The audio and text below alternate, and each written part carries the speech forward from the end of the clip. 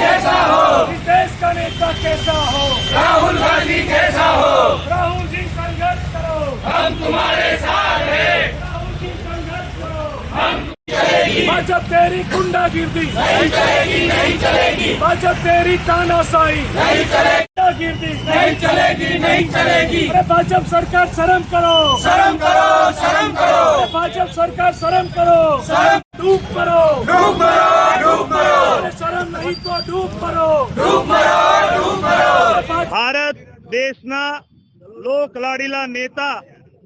જે લોકસભામાં નેતા પ્રતિપક્ષ છે એવા રાહુલ ગાંધી માટે જે આ ભાજપના નેતાઓ જે એક દિલ્હીના, એક પંજાબના, એક મહારાષ્ટ્રના અને રાહુલજી માટે જે બેફામ વાણી વિલાસ કર્યો છે અને જે મારવાની ધમકી આપી છે, એમને ખતમ કરવાની ધમકી આપી છે, ત્યારે આવા નેતાઓ જે ભાજપના છે,